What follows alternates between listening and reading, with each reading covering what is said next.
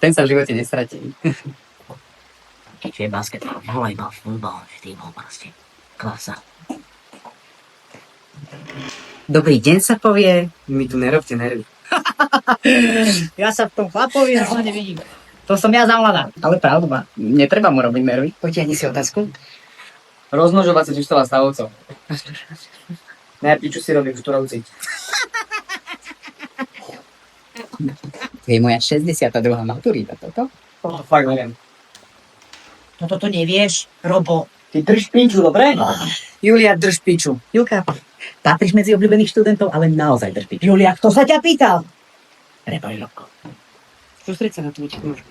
A už som spomínala, že koľka je to moja maturita? Dobrý deň, pani komisia. Pani komisia, áno. Ste si ťa na vôbec? Ešte až niečo okolo 16. nebosť. Pádové otázky.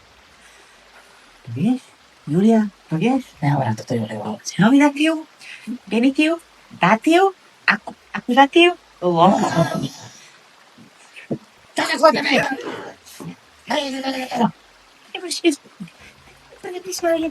Porani?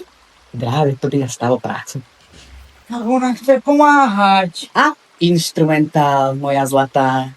Dnes nepôjdeš domov s kým, s čím? So spravenou maturitou. Tak to bolo dobré. Mám tu kvety, ešte to sníde. Jaj. To je kto? Skôr to je otec. To je Dragášanič. Áno. Také všivné. A vie, čo sa patrí. Pádové otázky. Podstatné mená to sú? Ja si myslím, že povedal ho. Určite áno. Jediné podstatné meno je meno vášho otca.